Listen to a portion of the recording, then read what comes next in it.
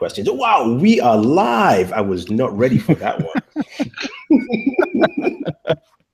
Right in the middle of a sentence. I know. Welcome, guys, to our impromptu hangout. This is all about the Pixel 2 and the iPhone 8. And with me today, I have two special guests who have been trying to get on the weekly. And they really can't make it because they're so busy and just so important. So today I have with me, starting off, the man with no name, the one and only David, aka TheUnlockr. How's it going, man? Good. How's it going, guys? Pleasure to be here. All right. Thank you very much for that smooth opening. And of course, the one and only MrMobile, aka his real name, Mr. Michael Fisher. That's me. Hey, thanks for having me, Annabang. It's been a little while since I've been on your airwaves, and I'm still on California time, but I'm feeling pretty good otherwise. How are you? I know. Well, thank you for joining me, guys. And everyone, thank you for chiming in the chat.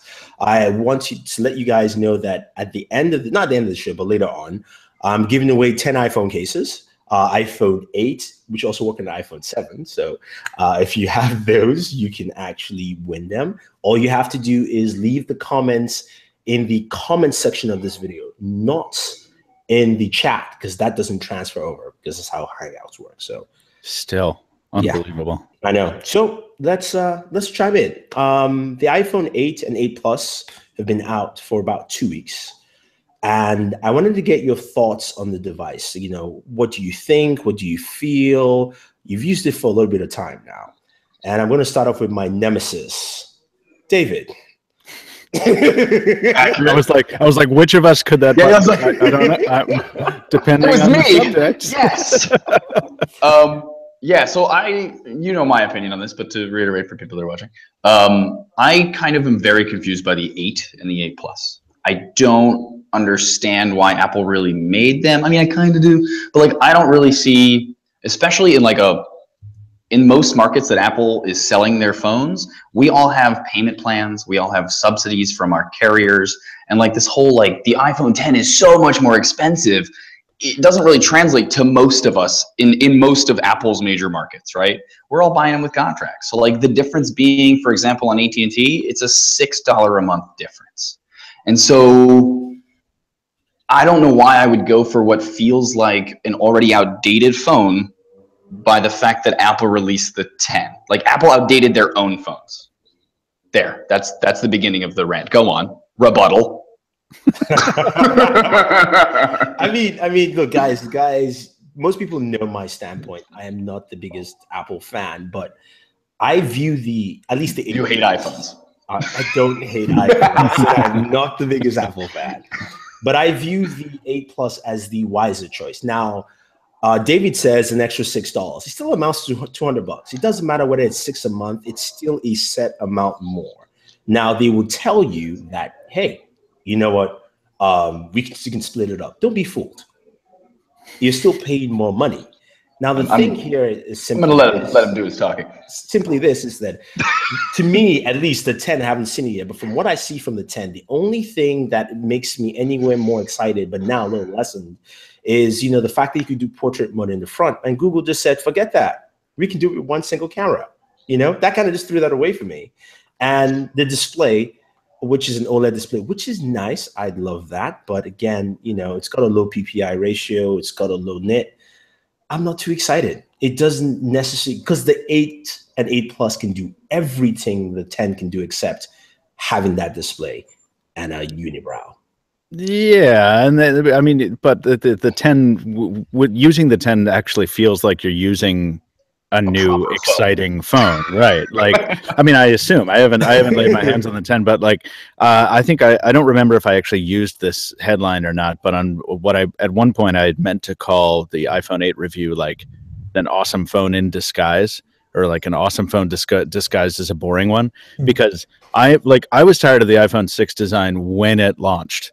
I was like, wow. Like the next day. Yeah, I was like, this is a really unremarkable looking phone. And at the time it had the antenna inlays, which made it ugly, but it was comfortable to use. So I was very enamored of its hand feel. And I still am, actually.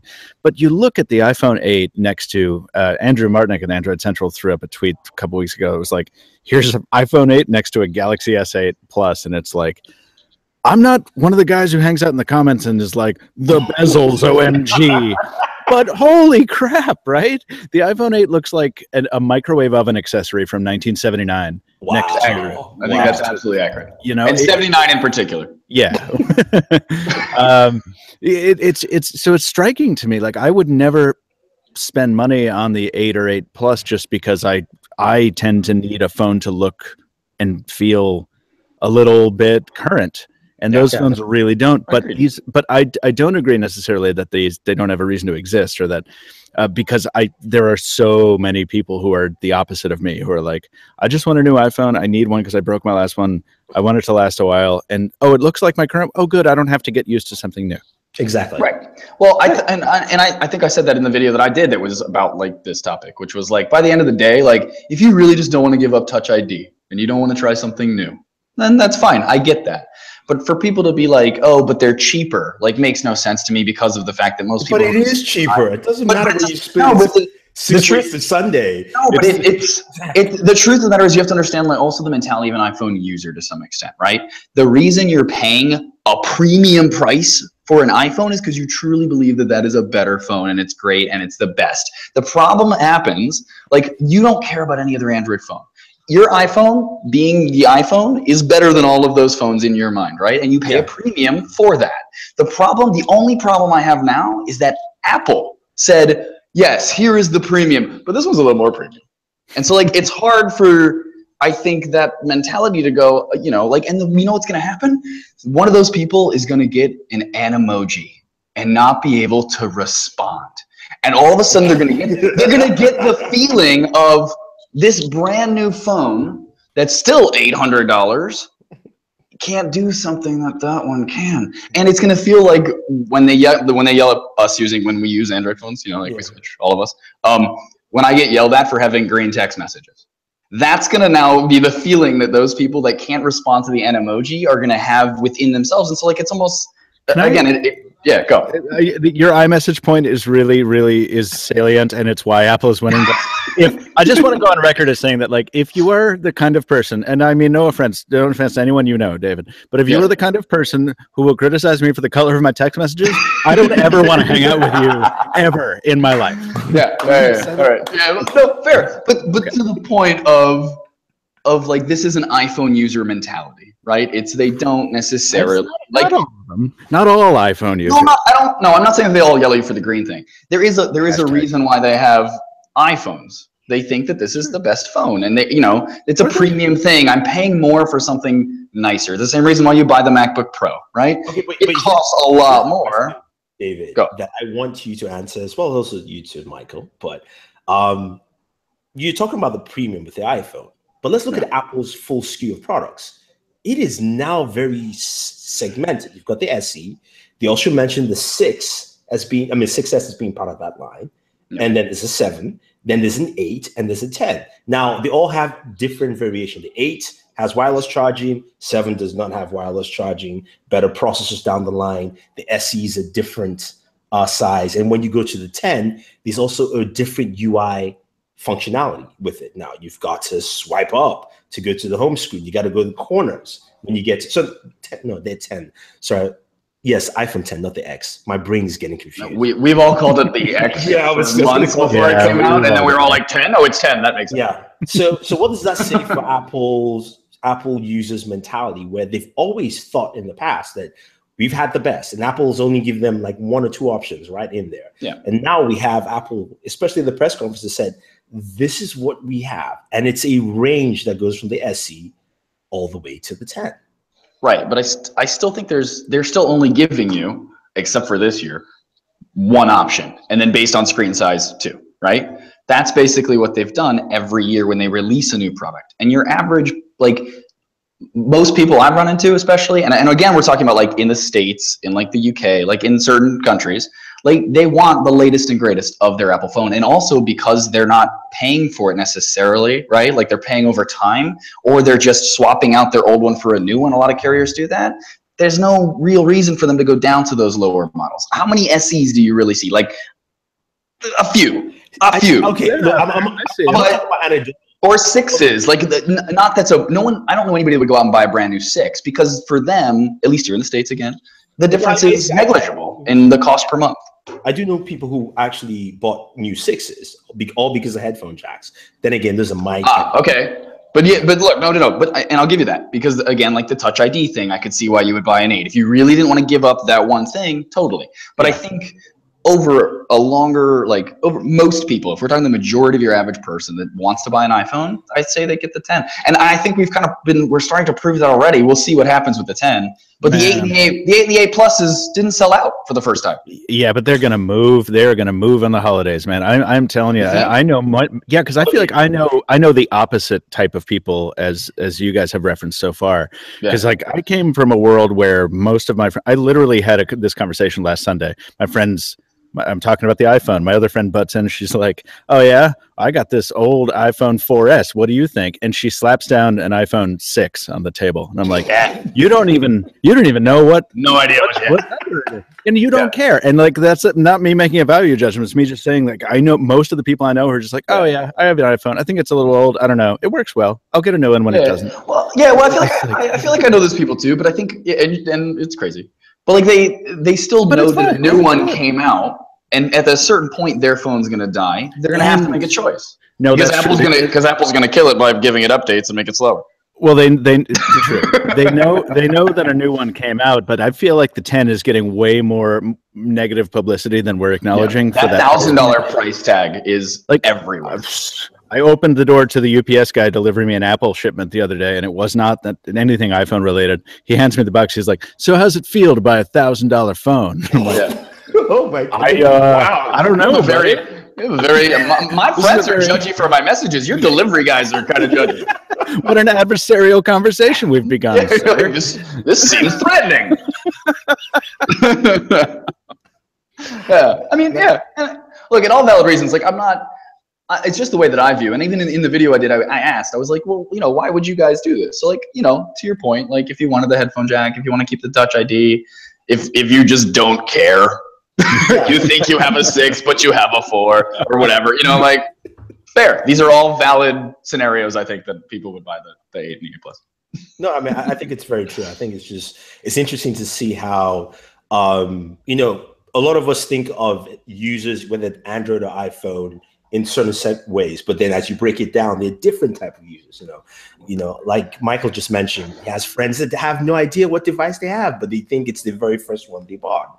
Right. And I know people who will stick by the headphone jack because they like audio, and they're like, Apple was the reason I enjoyed audio more, because I could get my songs and things like that. And and David has rich friends who don't care about price, so they not rich friends. Friends with potentially decent credit. That's about it.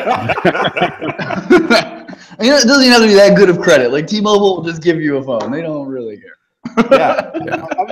I mean that's true. That is very true. But I mean, okay. I want to ask you a question pertaining to fast charging. I know, David, you've done your fast charging video. It's going up soon. Oh, my bad. It's going up. I thought it was up. I was about to like, guys, go check it out. Okay. Go check it out in the future whenever it shows up. And I know you've touched on it, Michael, but what do you think about the fact that it's just not? It's something that's built in, they didn't mention, and also it's not included in the packaging to say, oh, you can go ahead and fast charge, out the box. Effing madness, man! Like, I mean, it is not necessarily surprising that Apple says, "Oh, if you want this extra thing, you have to pay extra for it," because we're Apple, and that's sort of what we do. I just bought a way too expensive MacBook because for reasons we don't have the time to get into, but that's what I'm used to it, right? Apple charges you a bunch of money, but it just seems like it's crossing a line from, oh, we're a premium company that has town squares and not stores, and you acknowledge that, so we treat you the way you want to be treated. into like just straight up consumer hostility to be like, yeah, your phone has fast charging ability. Oh, you want to use that ability? You have to buy this. What is it? $30 wall wart? $50? It's $50. It's $50. Oh, it's $50. Yeah, of course. And the cable. And the cable, yes, and the cable. So it's $75 when you're done, plus tax. Madness, utter madness. Yeah. And I mean, and if it came with the 10, they'd have a leg to stand on and be like, well, at least we throw it in with the deluxe one. Nope. $1,075. Okay. And you can't put that on the payment plan. Right. Yeah. I mean, yeah, I didn't come on the show realizing it was going to become an Apple bash fest. But no. I just keep walking down that path because I'm like, well, this is absurd, isn't it? Yeah, that's my thought. Yeah. I mean, and like I appreciate Apple products, like I do, but like this for all of us, I think across the board, no matter where you stand on any of that, things seem odd, to say the least, right? Like, I don't know. Yeah, it seems inconsistent and well, consistent with past pricing behavior, maybe, but just strange. Yeah, odd. Right. Yeah, and in the cable you're buying to enable that feature is Lightning on one end and USB-C on the other, which is a whole other ball of wax. So that's the thing. I was really hoping that they would use the 10 to switch to C. That's a device that you can make that and say, hey, look, this is our premium top. This is an anniversary. This has all the bells and whistles, right? Where you could throw that in, and then next year you now make everything USB-C. Yeah, but to match with your, I'm just saying, your MacBook Pro, you went all for USB-C ports, and I was like, I mean, I wish there was a regular USB, but I like that. That's pushing it forward. And but they make too much money on the proprietary. Like they make so much money on licensing out that Lightning port to all the accessory companies, right? So like, why would they ever like lose that, right? As far as the Mac is concerned, I don't think there's, and I don't know the standards on Lightning and whatever, but I don't think they could have put a Lightning port on a Mac, or they would have. Like, I don't know if it's enough to be able to charge it. I don't know. I think it's an. It would also, like, you'd never be able to do, like, that would be worse. Like, at least the USB-C on the Mac makes more sense because other things plug into that. It's very normal. But like for the iPhone, they're not changing that Lightning port anytime soon. They just too much money. Before we get too far from ports, can I tell you guys for 20 seconds about my new favorite accessory for my MacBook Pro 2017? Go. What is it? It's called the Hyperdrive. Have you heard of the Hyperdrive? No. Everyone knows that the thing only has 4 USB-C ports, and that's really annoying if you need to plug in a memory card or SD or whatever. So, this is the Hyperdrive, which the exposure is not going to be. Oh, I see it now. Yeah, it sticks right to the side of the machine, and it includes 2 USB-A ports, 2 card readers, and HDMI's around back, and it's really really cool. It's a lot better than like doing the spaghetti thing. With the stock octopus dongle life, right? You don't want to do this, right? Yes. So exactly. Yeah, that's pretty cool actually. I like that because it's flush too, which looks nice. Yeah, it's the one bright side to the whole $4,000 exercise. I know why you did it too. We don't need to bring it up. Yeah, let's not talk about it. Let's not just it's okay. Make you angry for angry sake. Let's talk one more thing that I think will help us transition to the Pixel. AR on the iPhone 8 as well as the 10. You guys have had a chance to check it out. AR has been talked about by Android developers for a while. There was the Zen phone, which was announced recently and released, I believe. But Apple kind of put a little bit more mustard to what AR is capable. What do you think of what you've seen so far? And do you think this helps in pushing that narrative forward? Anyway, David, why don't you? I'm going to just do the same thing. I defer to you, David. Only because you started, I think, slightly faster. If we're going to bridge to Pixel, then I'll use that to translate. Perfect. I haven't comment. So wait, so what exactly are you asking again? It's how AR is going to be pushed forward by. What do you think of Apple's offering with AR, and do you think it helps pushing AR forward? Oh, absolutely. I mean, it's putting an AR of some sort, at least, in the pockets of a large population, and all at one time. And so that obviously makes it a lot easier for developers to justify building things because they say, here's our market share. Here's what we can make this for. And it makes it easier for them to get investment and makes all these things just make a lot more sense. So I think it's a good thing. And Google's doing it too with Core AR. So that'll help as well. You know, like all these things, like they try to do Tango, and Tango is very specialized hardware that goes on the phone. And then, you know, a couple manufacturers did that, like Asus did that. And it's interesting in its own way. But the like AR Core is way more accessible. It's not going to be as accurate. It's going to be like the iPhone one, but it'll, again, put more AR in more pockets. And that means more developers and more people and more money and more, you know, apps. Okay. Michael. Yeah, I'm with you. I think that I don't disagree with anything you've said. I am a little frustrated with the way it's been pitched to us so far. Like, invariably, when anyone rolls out an augmented reality thing, it's just like, hey, here's this thing that goes in your phone or your HoloLens or your whatever, or your, you know, your sunglasses that we're manufacturing that have an AR layer on them, and look, you can do cutesy little overlay things. Like at the Pixel event, it was like, oh, hey guys, you like Stranger Things, right? Everyone likes Stranger Things. Now let's take this actually. What's topical? Yeah, right. Well, let's take this actually pretty dramatic and excellent TV drama and make cutesy AR characters that dance around, you know, on 4-inch screens in your hand. And like, I keep seeing this Mountain Dew ad on AMC that, you know, it's like, would you fear The Walking Dead in public with your new Mountain Dew AR layer on your whatever phone? And, you know, it's like, get chased by walkers while you drink our product. And it's like, oh, God, who cares? You know, like. By the way, you do that voice well. Thanks very much. But the thing that sold me a little bit on it more was there's an app called Sky Map.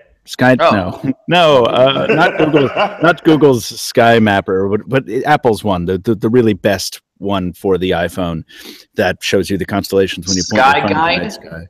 It could be that Sky Guide AR with the AR layer on top of it. I was shown by some of the iMore people when I was in New York City that like the constellations will disappear behind buildings. They won't just be projected over reality. Like it's aware of things, and it does add an additional layer of like, oh, that's really, really cool. So I would like to see more of that and less of the dinosaurs right in your face. Less of the gimmicks. But but I think that's how any of this stuff works. VR did the same thing, right? They go after whatever's the lowest hanging fruit. Sure. You know, and marketing companies have budgets and they know that AR is a buzzword, so they're like, we're gonna make some marketing things like Mountain Dew zombies. Yeah, cool. Right. They pitched that to Mountain Dew, and Mountain Dew goes, yes, AR is definitely a thing right now. We should do this. And then, you know, that's just how it starts. But right. Again, I think it's all part of the process. Like eventually we start to see cooler things. Like I would love to use that Sky. No, but I do agree with Chad in the chat. He says, and I've used it. The IKEA app is great. Oh yeah, that's fun. I mean, especially when you want to buy furniture. I mean, the way I shop, I want to know everything. When I get there, I pick it up and I'm out. So if I can measure, fit, and I'm like, done. That's a great thing. That's a good point. I've used that on Project Tango actually, and it is really cool to be able to like just put a table in the middle of the room, and be like, oh, that's how that will look, and oh, I don't have room for as much as I thought. No, that's legitimately cool. Yeah, I think those will, and I think the thing with AR is, you know, I know Microsoft had pushed this vision, and we had seen some stuff at Ignite. When I was there, where I get the idea where if you have a HoloLens and you're working on a group and you're building a car, you know, you can walk around the vehicle and look at different parts. Like those kind of things are great with AR, but we need to see it push further, where it becomes almost second layer to how we perceive information, and not just the cutesy elements and whatever is new and the latest thing. And who knows, there's going to be the Justice League trailer, there'll be Justice League AR, right? The marketing crap, right? You know, I mean, that's all cool and dandy. I mean, if you can make a really cool game out of it, that I go, oh wow, this is much better than I thought, then yeah, sure, but not because I saw the Demogorgon and I was like, that thing is not scary. That does not look like what I watched in the show. Come on, guys, something realistic, something meaty. I'm just like, and look, and now we have 11. And I'm like, stop it. Stop it. This was a great show until 20 seconds ago, and you guys are ruining it. Okay, so let's talk about the Pixel. You got first hands on the device, so Yeah. I'm very pissed and also very happy at the same time. I'm joking, guys. I swear. But I want to hear your thoughts because, like I said, I had my little rant about missing an audio, headphone jack from the device. Google's talked about that. But before we get into that, I want to hear your thoughts. You held the device, you felt it, you used it for a bit. What do you think? What I think is the funniest part for me was that I uploaded my hands-on video. I was finally starting to wind down, and as the comments started rolling in, I mean, so many people were like, "This is the ugliest phone I've ever seen," and they're talking about the Pixel 2, the smaller of the two, yeah. And I was like, what's so funny to me is that in less than a year, the Pixel brand was able to change my perception of like what was important. What did I say like 20 minutes ago? Like I need my phone to look good from a hardware perspective. Yeah. I mean, this is why I sort of was just not all about the first Pixel because I found it to be a very ugly, uninspired sort of iPhone lookalike. Mm-hmm. But then I used it and then I realized that like, oh my God, I've said Android is buttery smooth before, but there's nothing like this is an entirely new class of butter. Oh yeah, this is like melted margarine, man. Butter, yeah. This is like this ain't microwave butter. Yeah.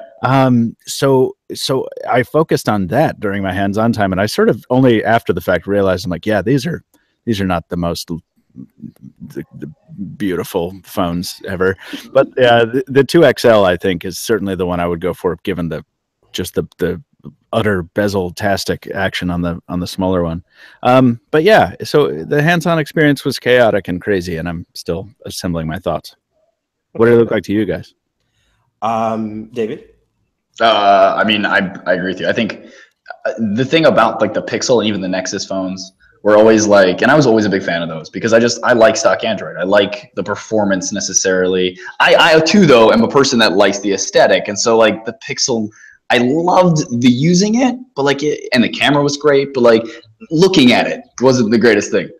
Like it just wasn't a very good looking device. And so like I'm excited for the XL because, well, the 2XL because it finally, I think, is starting to, again, same thing with like, not to bring us back to the 10, but like starting to update itself with the modern aesthetic and what people ideally are now all seeing in all of the manufacturers. So I think that's cool. I'm excited about that one too. I also really want the Panda one.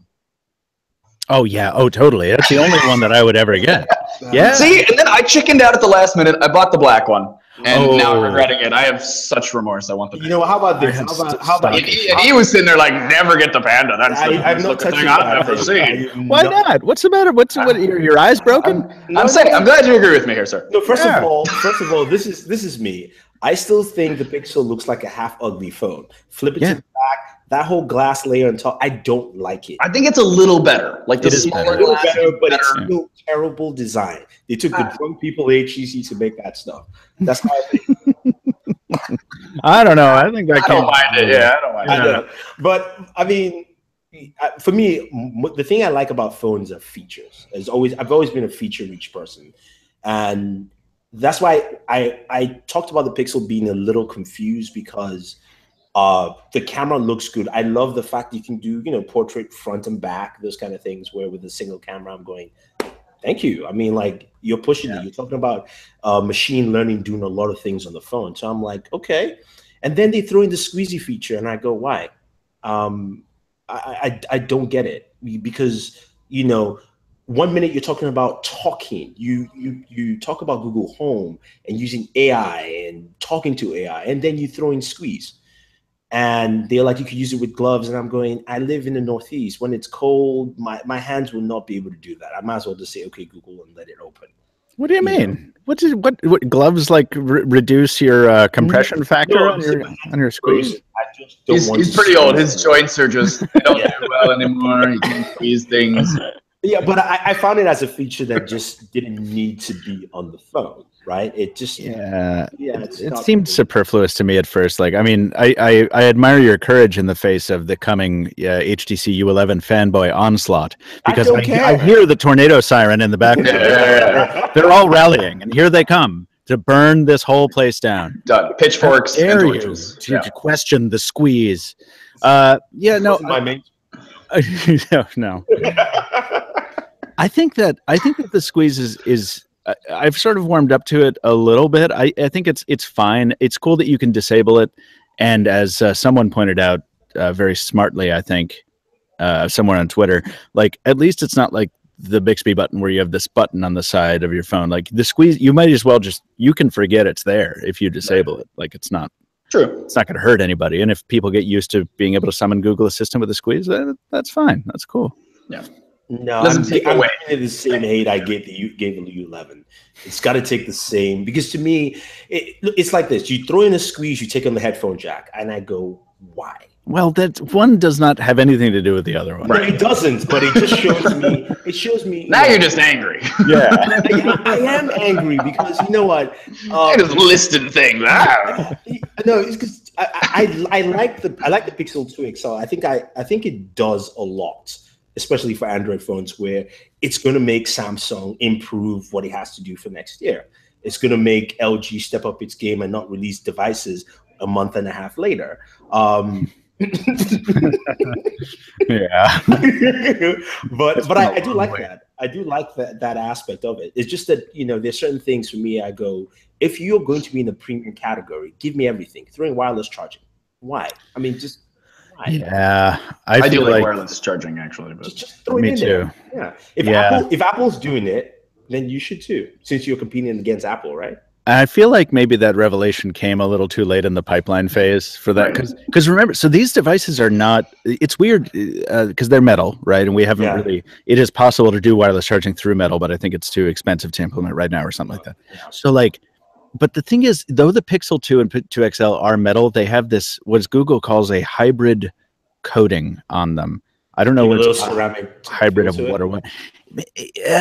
You pick it up, and if it weren't for the heft of it being a metal phone, you would almost feel like you're holding a Nexus 5 in my view. Like I ran my hands over it and I was like, it's not soft touch, but neither is it anything resembling the cool touch of metal. It's like, maybe this is why they call it hybrid. It's tough to quantify. It's almost, it's almost a little chalkboardy or something with just a touch of grit in it. It's kind of interesting. Doesn't sound bad. It's not bad. No. Yeah. But it's not, you don't have the immediate feeling of like, as you do when you pick up like a cool metal or glass or metal and glass phone where you're like, oh, yes, $999. It's interesting you bring up the Nexus 5, right? Because that's one of the devices that they did so well with. I guess. Everyone loves that thing. But So if it reminds people of something like that, they're like, this is warm and fuzzy, comfortable. True. Oh, and can I celebrate one thing? The front-facing speakers. Finally, they're back, and I'm so damn glad about it because, it doesn't get any better than that. I've missed those too. Yeah. Did they sound good? Did you get a chance to listen to them? Man, we were in a crowded room. A room the size of like a train station bathroom, and there were 800 people in it. I don't know how they sound. Okay, all right. But they looked nice. No, I'm glad that is back, but But for me, it's like you give me one joke, you take another.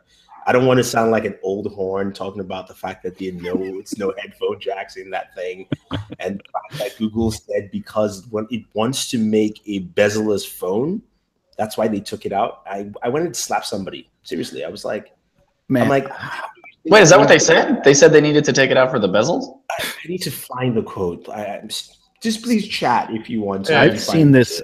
People on Twitter have mentioned this to me before, and I don't remember this quote, but like, I was like, where did that come out? Because that seems weird. It comes from the same land of CYA doublespeak that like Apple used when they had to justify the removal on the 7. It's like, it helps us make it more waterproof. Yeah, I don't. There are plenty of phones that are IP68 with a headphone jack. Right, and it's like I'm also saying about the bezels. There's plenty of phones that have small bezels that also have.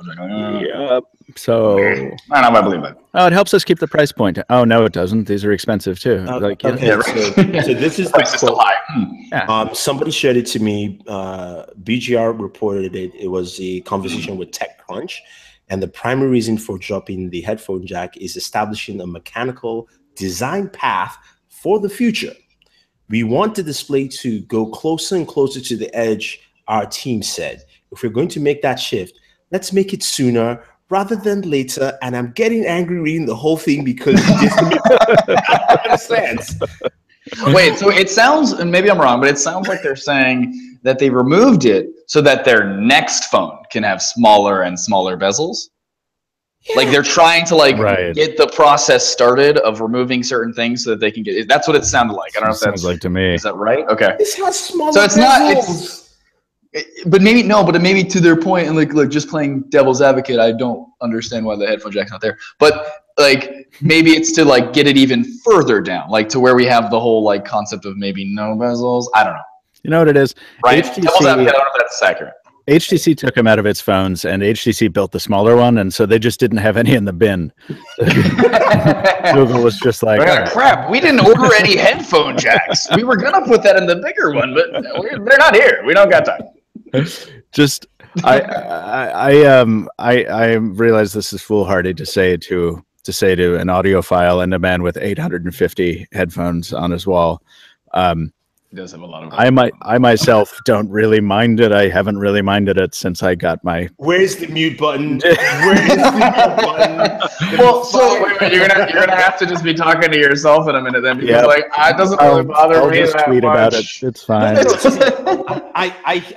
annoying. There are plenty of times it becomes very annoying. It is annoying, but it also goes back to that friend of yours who has the 4 and will buy something similar, and then he or she wants to plug in headphones. And to me, it's this. There's an article on The Verge, which I'm not the biggest fan of reading stuff in The Verge, but somebody had a really good point. It says, we're creating all these walled-up gardens of accessories. That is what's going to happen. You know, the Apple AirPods are not the best sounding, but that W1 chip makes pairing superfluous. It is absolutely fantastic. So they've got a hook there. Google also has another hook now with the Pixel Buds, right? You know, to say, you know, translation. It works. I want to test that out so bad. Anyway, me too. Exactly. So that's what they want to do. They want to accessorize, and the problem is you're pushing something where in an industry, the people who make those accessories are not. I mean, the change there for them is so hard because, let's be honest, 3.5 mm jack doesn't need to go because you can get the best audio from it. So it's kind of hard for those guys to almost mentally process, like, why are we going wireless when wireless isn't necessarily up to par yet? But you kind of cut out in the middle of your sentence there, so I don't know if you were saying this, but like, for the people who are coming from an iPhone and saying like, well, I'm tired of iPhone, I want to try Android. If they have a 7 or later, they're not going to expect a headphone jack anyway. And I think for 95% of people, Bluetooth streaming media quality is plenty fine. So like, I think it's becoming an enthusiast category, and now we're clearing the way for a bunch of phones that, you know, as time goes on, there will be phones dedicated to music lovers, like the LG V30 and thank you. The Sony Walkman line. You know. No, I mean the V30 and I mean Samsung has a pretty good DAC on their phone. It's okay. I mean LG's audio is the best on almost any device. It competes well with like portable players. So. I just like messing with it when I'm plugged in and I'm just like, oh yeah, the hi-fi DAC, and I switch modes. I'm like, oh yeah, that's pretty cool. Yeah. So I mean, you're definitely right though. It's going to go to that market where you will have things like that, or you know, or at least maybe wireless will be forced to up its game and we go to Bluetooth to 7 or something. That's the ticket, man. Like, I'm glad you brought up the what does Apple call it? The W1 or the W1? Yeah, Bluetooth needs to fix that issue because it's not friendly. It's a standard, but it's very irritating to constantly pair. It is, and I think it can be fixed on the Android. Like Apple has done it for its side. Google can set a standard if they wanted to. The problem now is that Google is playing this funny game where, take for instance the Pixel Bud. That feature, the translate feature, is only a Pixel feature, right? If I'm not mistaken. It's what it sounded like, at least for sure. I'm not sure. I could be wrong. I'm not either, but it sounded like that. But that's what I heard from a couple of places, that it's a Pixel feature. So if they're playing that game, that means then they're even segmenting their own larger ecosystem itself, or at least over a set period of time. So Google can fix that and say, look, all Android phones in the future needs to have this kind of specific Bluetooth protocol so we can get easy pairing of headphones and all that kind of stuff. But Yeah. You know, we just have to wait, or Just gotta wait and see if it happens. Or yeah, I mean, I think the first person will probably do it is Samsung because they own Harman Kardon as well, and Samsung likes to make sure that they compete well enough with Apple. So yeah, that's probably really likely, and that makes me a little sad because it would be nice if Google would do it and sort of make it. I don't want to say make it compatible for everybody, but incentivize everyone else to do it. I don't know. Samsung has the most market share, so maybe that makes some sense. Oh yeah, definitely. Are you drinking Poland Spring? Do you know? No, I'm not. This is Polar Seltzer. Oh, my bad. Sorry. I thought he had a Budweiser. Oh, you know what? For a second, I thought he was just like, whatever. Samsung, man. And I was like, it's a red can. You thought I was drinking like a Bud Heavy over here? Yeah. I mean, that is, if you were drinking a real Bud, I was like, whoo. Yeah, man. Mm-hmm. Break out into duels. Because you rarely see that. Natty Ice. Rolling rock. There you go. I'm just going to ask people, if you guys have any questions, you can fire now. We'll try and answer some of them for you. And while we wait for that, Michael, you're a Star Trek fan, and this new show. I got to hear your thoughts because I started watching the show. I've been watching it. I've watched 3 episodes. But, I mean, what do you think? Outstanding. I'm very glad you're watching it. My opinion is not worth anything. If anyone is watching who does not know me, you must understand that I'm predisposed to like Star Trek no matter what it is. However, yeah, but I'm also very realistic, and I will say that there have been times when, like, for the most of Enterprise, a lot of Voyager, Star Trek wasn't doing so hot. Discovery is really good storytelling. It's darker, but we've been darker before with DS9. This is not new to Star Trek. There's a lot of pew pew pew. That's fun, and there's a lot of great characters, and it has a sense of humor now, as we've just learned with the last episode. So, what a great time! Good job, CBS. Charge people $6 a month to watch it. I don't care. I'll pay it. Okay, see, I'll pay $12 a month to watch it.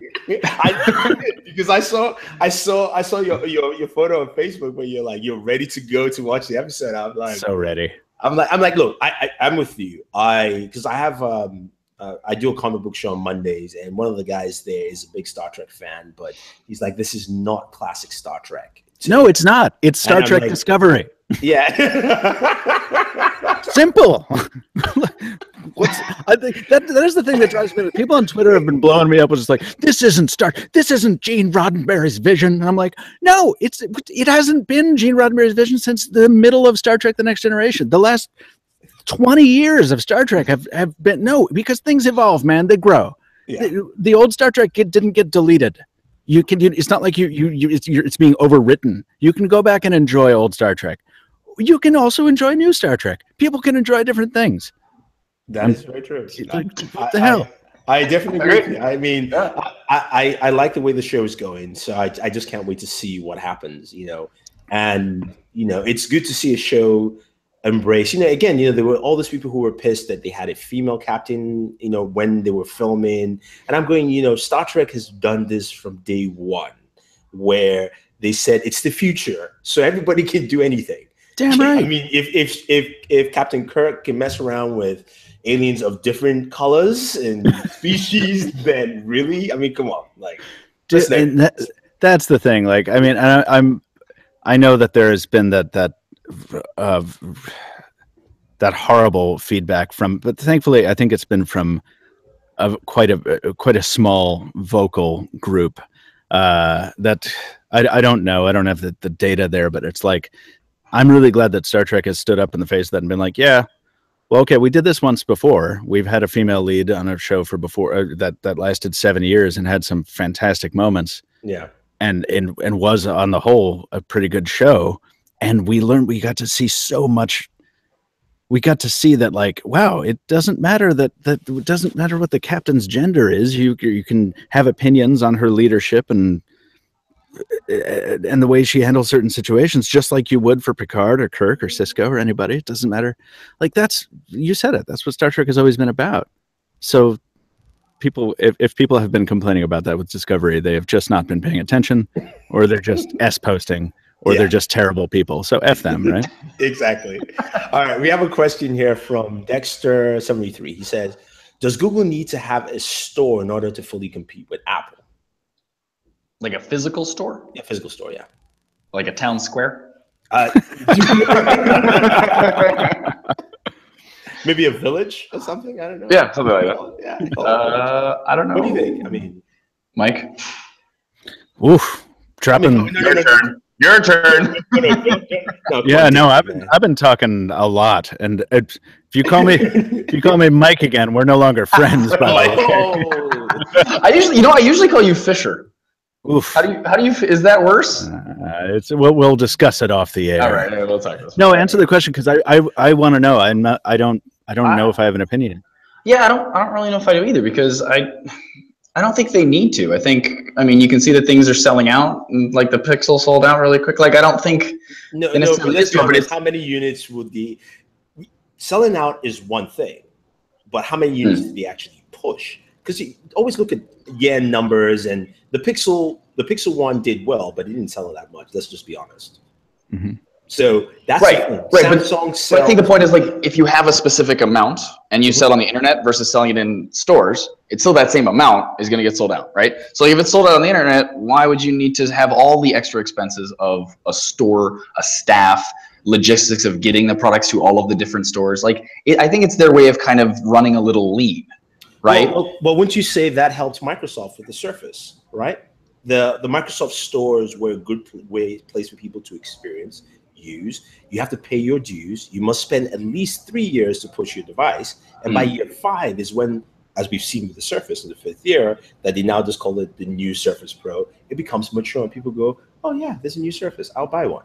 You know? Yeah, right. So but I think that's like the Surface lineup has matured a lot in the last 5 years, regardless of whether they had a store or not. Like, I think the stores helped the fact that people could go in, and Microsoft reps can say, "This is how you use a pen. This is." I'm not saying it's the same thing, but that experiential, with Apple, that's what really helped. No matter how much we talk about, and the customer service in the store was a big thing for Apple. Yeah, that's the thing. Like, it was more than that than it was anything else. It was like, I can go to this store and get this fixed right now, and Apple would be like, "Here, we'll swap it for you," because we don't. Exactly. I mean, Microsoft stole the same idea to the point where you go to a Microsoft store. It doesn't matter what kind of Windows that you bought it from Dell. They're like, "We'll just fix it for you." Don't worry about it. And like, I'm having like kind of a geeky like fantasy over here, where I'm like, if Google launched a bunch of stores nationwide and decided that, like, we'll service your Android phone, and didn't draw a line at Pixel or Nexus and said, like, if it runs Android, we can help you out. That'd be huge. I mean, it would be very expensive just to build the infrastructure, let alone staff it, and then deal with all the time required to figure out what the hell this Xiaomi skin is doing to Android, right? Somebody brings in. But it would be such a goodwill boost, because you're absolutely right, gentlemen. Both are like that whole, like, I can walk into an Apple store and get any Apple product of mine fixed same day, and even if I have to pay a little bit of money, it's totally worth it. Yeah, you're gonna have to send it to an assembly plant. It's also part of what you're paying when you pay a premium price for an iPhone in a lot of people's minds. You're paying for that support. You're paying for the fact that, like, you don't have to really question anything. You walk in, they swap it out. Usually, whatever. There's exceptions, but you know what I mean. Yeah. So, like, I think that would be really cool. And I think, and there could be a good revenue stream from that as well. Like, if they're going to repair stuff, and like maybe they have to charge you for it. If they have people on staff like that, there's cell phone repair stores all over the place that make a decent amount of money, right? So and then also a point of sale for all of the products, and and they could do partnership deals, like them and their other manufacturers could kind of maybe go in on the price of the store. Like, they don't have to put it all, I don't know. But yeah, to your point, I think it would be a huge kind of a cool thing. But it flies in the face. If they'll do it, I don't know. No, because it flies in the face of all the thrust of the messaging they've been dumping on us recently, which is that, like, we're a software company. And then, they're not saying, like, we're an advertising company, but that's what they are. And it's like, that's what they are, more than a software company. Right. They're not going to get into hardware in a huge way. They're not going to build stores. I mean, true, because at least for me personally, Google has not been a good company with customer service. Because, you know, I've had Gmail for the longest time. I have Gmail Business, and I still can't contact a physical person. Yeah. And this also, I think, comes down to their mentality of this lean business, right? They don't. It's much easier to have people do email responses, etc. Lazy. No, agreed. It's like something that I agree. It's something that should be done, and like that's the right way to run a business to some extent. But you know, I think that's just kind of their mentality. They're like, we don't need to do this. It'll get solved this way. It'll cost us a lot less money. And in the same way, they're probably not going to go to a store because they're like, we're doing things without it. We don't need it. You know. Right. Any more questions, guys, before we round up? Michael, I know you moved away from the iPhone, but I need help with my iPhone, and I think David knows exactly what I'm about to show. Oh, I didn't post this video, but I want to. So that is my iPhone, right? I was trying to update it from iOS 11 to 11.01. Right. And it's stuck in that screen. So basically, I cannot do anything with it. It says there's an error updating, and yet he can't push the dismiss. He can't push the OK. He can't push anything. Nothing works.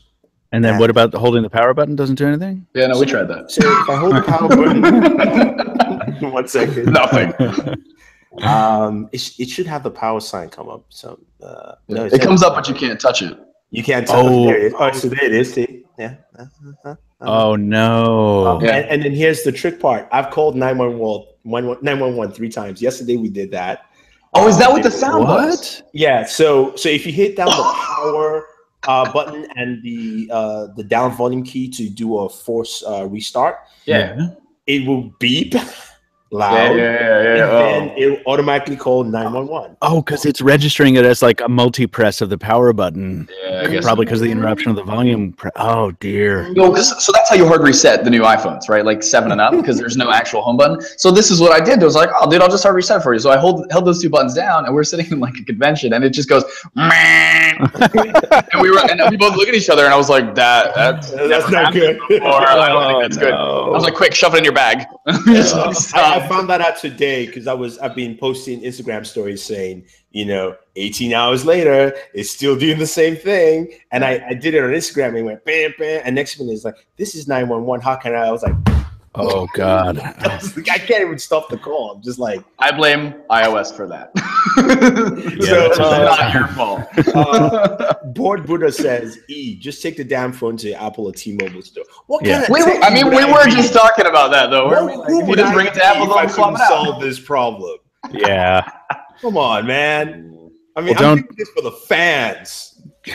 Don't overestimate our technical capabilities either, just because we deal with this stuff all the time. I'm the guy who stuck a SIM tool in a microphone hole on the Essential phone. Twice, by the way. Nice. Man, but I would take that right to the Apple Store because that's some BS right there. Okay, Chad says he has it fixed. You need to put it in restore mode. I can't, Chad. The problem is, we can't. You have to hold those buttons to put it into the restore. And it just won't do it. It just won't work. So you connect it to a machine, to a computer with a lightning cable. Can you like remote into it? Oh, but I don't have iTunes on my. I mean, I'm a PC guy, man, and Android. I don't do those things. Yeah. Well, yeah, I agree. I mean, iTunes is not a product that I like using, but it may help you in this. I only use iTunes to restore and update, and that's it. All right, I will try using iTunes. I'll keep you guys updated. Check out my Instagram stories and see if maybe it just decides to call 911 again. Oh God! Whew, be careful there, man. That's rough. No, I've taken out the SIM card now, so I'm safe. Oh, that's good. Wait, no, you are not safe. I think it'll still call. Yeah. Am I on Wi-Fi? Yes, I am. Never mind. Yeah. You don't even need to be on Wi-Fi. It doesn't matter. It just does it. Yeah. Oh, okay. Yeah. Oof. Oh, okay, cool. All right, guys.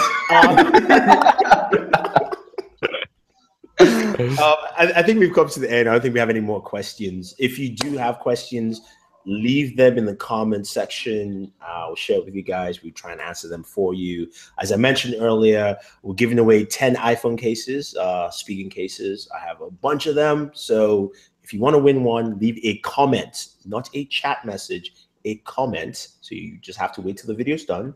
And then I know it's very annoying. and leave a comment, and I'll pick a winner. And of course, we can. I'll send you the devices. But I want to thank my guests for this impromptu show. Thank you very much, Mr. Michael Fisher. It's great having you on. Thanks for having me, man. It has been a long while, so thank you very much. Yeah, now you don't need to buy me at least one of those drinks that you owe me. I appreciate it. Yeah, we keep going to events where neither of us can spend money on drinks is the problem.